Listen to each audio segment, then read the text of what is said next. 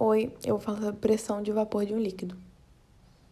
Então, a vaporização quando a passagem do estado líquido para o estado de vapor ocorre a qualquer temperatura, a gente chama de vaporização.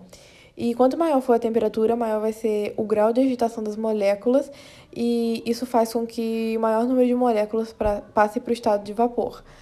E esses vapores formados se perdem para a atmosfera.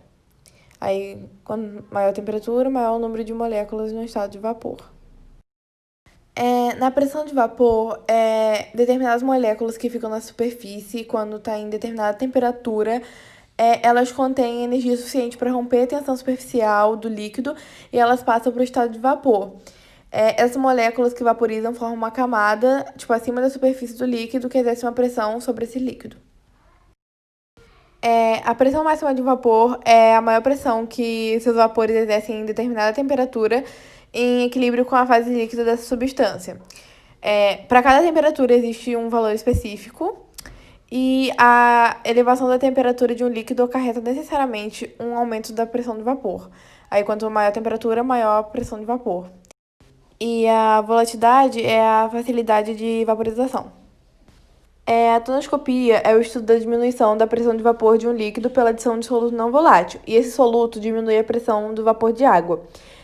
Esse tipo de soluto adicionado, ele tem influência sobre a quantidade de soluto adicionado ao solvente, e não sobre as propriedades coligativas.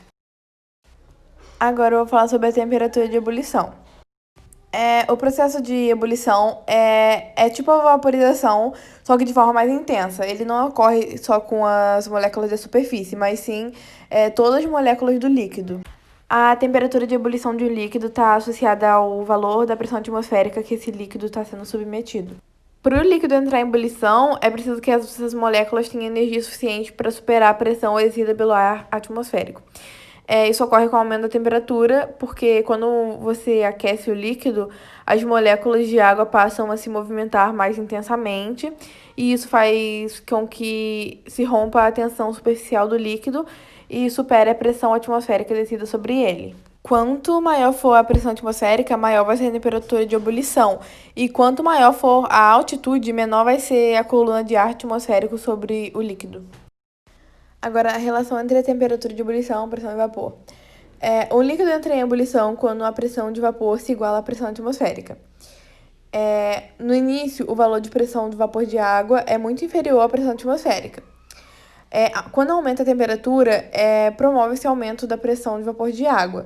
Então, essa pressão ainda continua sendo inferior à pressão atmosférica. E quando a temperatura atinge 100 graus Celsius, a água entra em ebulição, e isso ocorre porque a temperatura, a pressão de vapor de água, se iguala à pressão atmosférica. E agora eu vou falar sobre ebulioscopia. Tipo, é a propriedade coligativa correspondente ao aumento do ponto de ebulição de um líquido quando ele é acrescentado a um soluto não volátil. E ele é como se as partículas do soluto segurassem as partículas do solvente, dificultando sua passagem para o estado gasoso.